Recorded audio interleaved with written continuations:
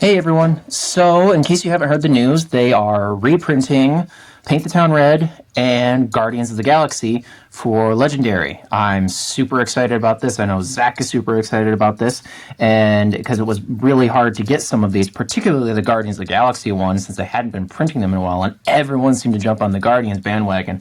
Paint the Town Red, not so much, but I still think it's one of the awesome expansions that came out.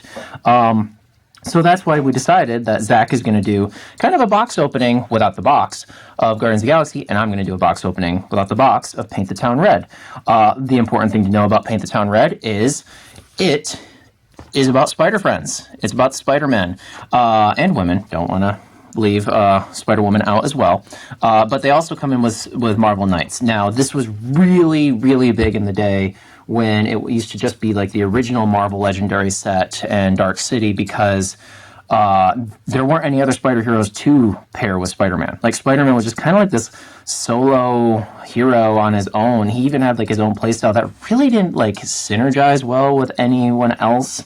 Remember, he kind of like plays off of, if you have a card on top of your deck with that 2, 1, or 0 cost, then you can draw it or use it, and that's really hard with a lot of other heroes in the original sets. You might be able to use some of the commons.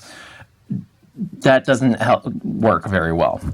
Not saying that it was a bad playstyle. It could still, it still had some pretty cool combos, but Paint the Town Red really expanded on that. So we're going to go ahead and we're just going to dive right in here. First thing we're going to go into is the heroes. Remember, we've got the Spider Friends, and then we do have a Marvel Knights that just made an appearance as well. So I'm just going to kick things off right here. Marvel Knights came in with Moon Knight bringing representation in Paint the Town Red. Gonna be honest, not sure why he's here. He doesn't really play too well in terms of like the normal Spider-Man strategy, but he does come with the wall crawl ability, and that was one of the abilities that was introduced by Paint the Town Red. Now, what wall crawl is, go ahead and bring up the worksheet here. Wall crawl is the key word that when you recruit this hero, you may put it on the top of your deck. That's really handy and very helpful, because then you know exactly what you're going to get the next turn. You're pretty much buying a good move your next hand. So it really sets it apart with all of the other Spider Friends, and Marvel Knight, Mr. Moon Knight here, came in and just also took the ability. So he's primarily Tech and Instinct, and by primarily, he's only Tech and Instinct. He's common, comes with Wall Crawl. It gives you 2 attack, cost 3. Whenever you defeat a villain on the rooftops this turn, you may KO one of your cards or a card from your discard pile. I think that's pretty handy in terms of deck thinning. Not bad, considering it only costs 3, so I'll take that. His next common is the Tech 1. This also has Wall Crawl, but if you play an Instinct hero already, so they're definitely trying to get you to chain off of this, you can get an additional recruit point, which makes it 3 instead of 2, and it only costs 3. Not bad. Very helpful. Finally, we've got his uncommon Crescent Moon Darts. This costs 5. It gives you 3 attack. Now, they're expecting you to have already played or built off of Tech and Instinct heroes already, because what this does is you reveal a top card of your deck. If it's a Tech or Instinct hero, you can draw it. If you don't have a lot of Tech or Instinct heroes, you're really going to not want to do this to waste 5. You can probably buy other things. Not saying it's bad, but maybe look for something else if you're not doing Tech or Instinct. And then next we have his rare Golden Ankh of Khonshu. Whenever you defeat a villain, and I'm just going to say right now, I apologize for pronunciation on that. I may have totally botched it. But whenever you defeat a villain on the rooftops this turn, rescue bystanders equal to that villain's printed victory points. If you played a Tech hero, you may move a villain to the rooftops. If another villain is already there, swap them. So this is hopefully capitalizing on a lot of need for bystanders, but then also being able to control the rooftops. So, and it comes with 6 attack. That's pretty cool. Like, that's probably going to be a monster or a villain kill right there.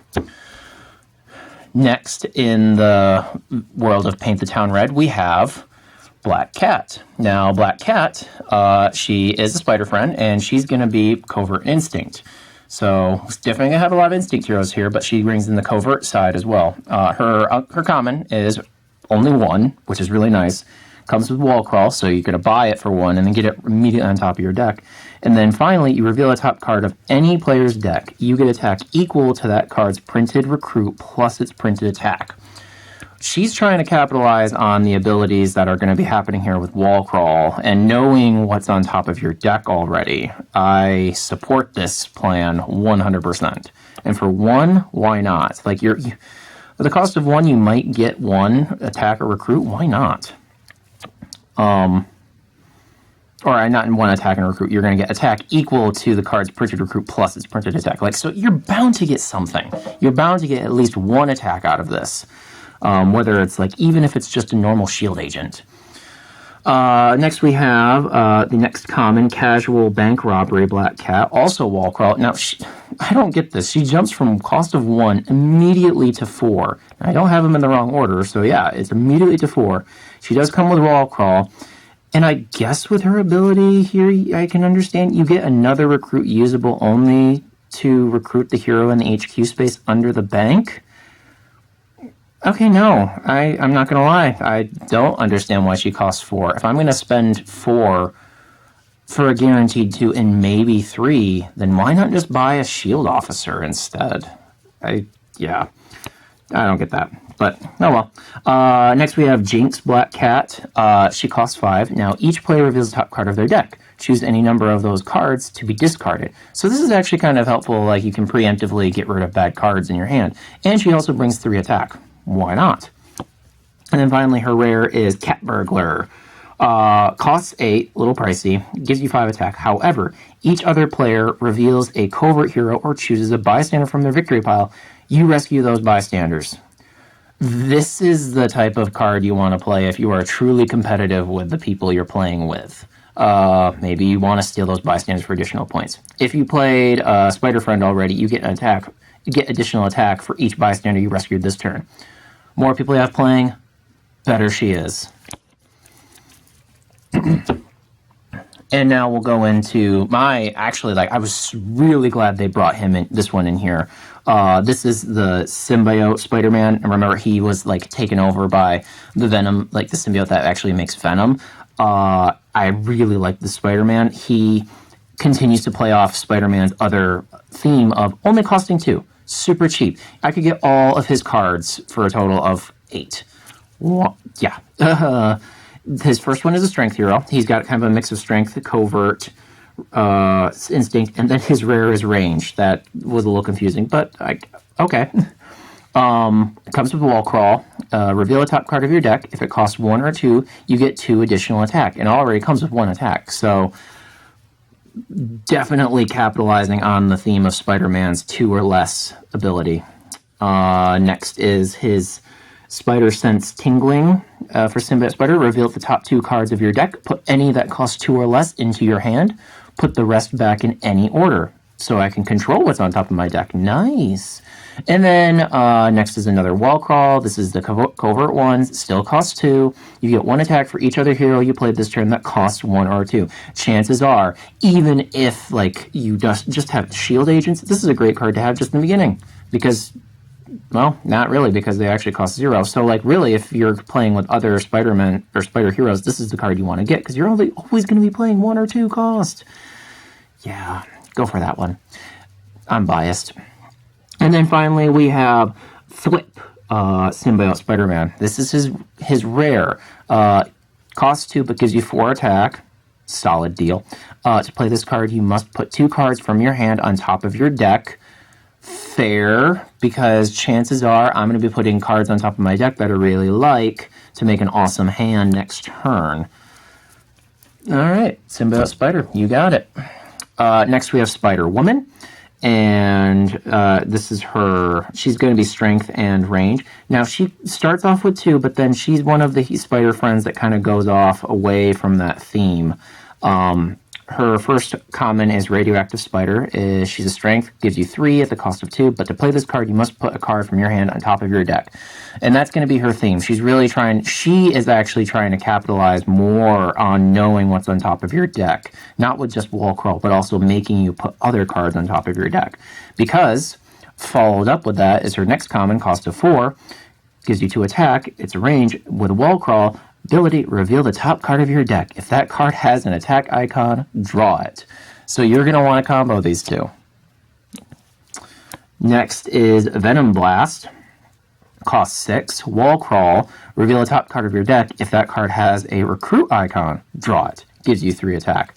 So, again, want to combo with this. Radioactive Spider. And then finally, her rare is a cost of 7. It's range. Recruit a hero. It gives you no attack. But you can recruit a hero from the HQ for free. If you played a spider hero already, put that hero on top of your deck. So really, you're basically putting the wall crawl ability on another card. This is kind of expensive for a very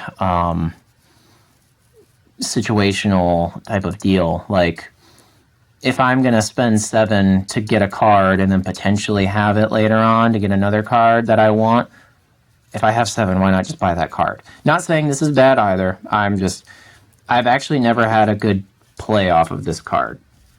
I'm sure there's those out there, but I'm going to spend 7 on something else. And then finally, I think this spider hero is actually the muscle of the group. Not going to lie, he plays the best out of any of the games that Zach and I played. He is Scarlet Spider. Now, Scarlet Spider starts off with a 2-cost hero again. He's strength, gives you 1 recruit, has wall crawl, but then if you played a spider friend, which you probably are, you can draw a card. Not bad for only costing 2. He immediately jumps to a cost of 4 with his next common, but this also comes with wall crawl. It's the perfect hunter, and you draw a card. It's instinct, and it gives you 1 attack. I like that. Put it on the top of my deck. I know I'm going to be able to draw an extra card next turn for sure, and get an attack point. His uncommon costs 6, and this is Leap from Above. It's a covert, also wall crawl. If you've played an instinct hero, get 2 attack. Additional attack on top of the 3. Chances are, if you're playing with the spider friends, you'll probably have a couple instinct heroes. And then finally, his rare is Sting of the Spider. Whenever you put a card on top of your deck this turn, you may draw that card. Oh, don't mind me. I'm just going to do wall crawl. Oh, wait, I'm also going to get that card. Yeah, and he comes with 5 attack. So I'd buy this, definitely. So those are the heroes. Let's go ahead and dive into the villains. Now, the villains are villain groups, and specifically, we have the Sinister Six, Spider-Man's ancient nemesis, or arch nemesis. Nemesi? English. But we have Vulture, Shocker, Sandman, Hobgoblin, Chameleon, and Kraven the Hunter. All of these villains are awesome. And I don't know why, but like with some of the, like a lot of the small box expansions, I like the villains more than the heroes, artwork wise in particular. Vulture has an ambush ability, as well as an escape ability, where he's going to dish out wounds, but the ambush, he's going to swap out a villain on the rooftops of the bridge with one of those villains on a Vulture. So he's immediately going to put himself in a position to try to escape. Shocker, he's going to ambush, and you need to have one of those tech heroes right away, or you're going to have to discard a card. Kind of a problem. Sandman is extremely frustrating because he has no attack. He could potentially have no attack, but he could also have attack that's twice the number of villains in the city. If you have a full city, that's bad. That's almost impossible to beat, because if you're going to have the amount of strength to hit him, you're also going to have the strength to hit a Mastermind. Go for that instead. Hobgoblin, each Sinister Six villain captures a bystander. Fun. Chameleon, copy the effects of the hero in the HQ space under Chameleon, including its recruit and attack. That could actually be helpful, but that's a fight ability. And then Kraven, Kraven's attack is equal to the cost of the highest cost hero in the HQ. Better hope something expensive doesn't come along, and if it does, you better hope you have the money to buy it. Escape, after you do the normal escape KO a hero from the HQ at the highest cost. So if you let him get away, he's going to take the best player or best hero with him. Now, the Sinister Six is led by Mysterio. I actually have a friend whose favorite villain in the MCU is Mysterio, and I don't blame him, especially with, look at this artwork. This is beautiful. I really appreciate the artwork on these cards. But anyways, Mysterio always leads Sinister Six. And Mysterio has a theme where he is going to, like, basically all of his tactics are just going to, his tactic pile is just going to get bigger because it makes Master Strikes. Or I guess I should say his Master Strike is always going to shuffle into the tactics pile, making more Mysterios. Illusions. So it's harder to kill him. Like, you're spending so much time trying to thin out the deck, or the villain deck, that you just, the tactics pile just runs away. And then, like, his ability, his themes are, like, rescue a bystander for each mastermind tactic. That could be helpful. Stereotypical, if this is not the final tactic, reveal the top 5 cards of the villain deck and play all the Master Strikes you revealed, thereby making the tactics pile larger again. You do get, like, this one, you get an additional recruit for each mastermind tactic Mysterio has left after this one. So there are some rewards for letting the mastermind tactic pile get too large, but again, you're prolonging the game. And then finally, the last one, if this is not the final tactic, shuffle a Master Strike tactic from each player's victory back to them. Oh, just making the pain last longer.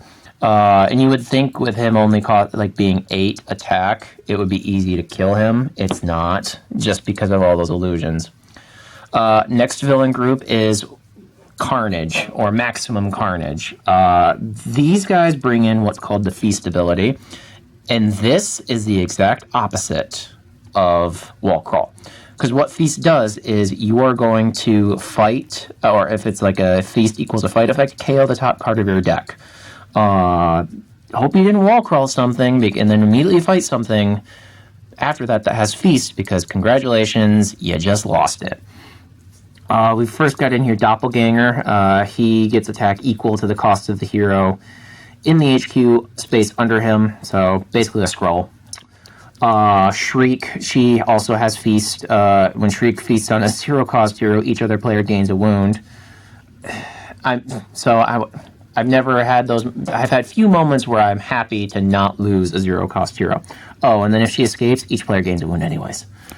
Carrion, Feast. Whenever Carrion feasts on a hero that costs 1 or more, put him back in the city space where he was.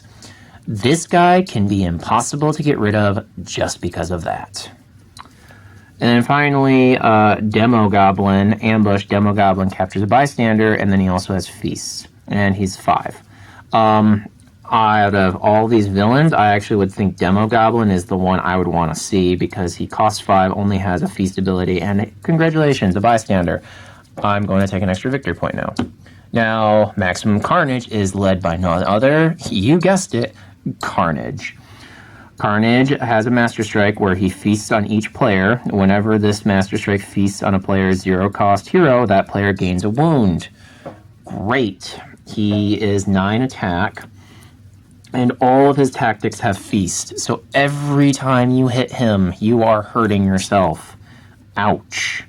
You get a recruit equal to the cost of the card Carnage feasts on. All right, well, thanks for leaving me a tip. Feast, if Carnage feasts on a 0-cost hero this way, repeat this process. So he could potentially thin out your deck in a nice way. That's cool. Fight, each player reveals the top card of their deck, then Carnage feasts on the player of your choice. Sorry, Zach, if I ever get that one, I'm going to have it feast on you. And then finally, Feast, if Carnage feasts on a 0-cost hero this way, each other player KOs a bystander from their victory pile. Okay. And then last, but certainly not least, out of here, we've got the Scheme Twists. I'm just going to read off the names for them. I don't want to spoil the fun, and hope you guys kind of go into these and explore them yourselves if you do get Paint the Town Red. But we have Weave a Web of Lies. I like that theme right there. Invade the Daily Bugle News HQ. Excellent. The Clone Saga. You guys might remember this. We've played, Zach and I played a game with the Clone Saga not too long ago. Pretty difficult. Granted, I also saw there was a misstep on the rules, so maybe we'll do it again. And then Splice Humans with Spider DNA. Gotta have another spider theme out of Paint the Town Red. So yeah, that's Paint the Town Red, guys. Looking forward to playing some more games with all of our spider friends here, and I hope you guys take the chance to go find this expansion and give it a shot. It's a great one, in my opinion, and Zach will be the one reviewing Guardians of the Galaxy if you want to do that one instead. All right.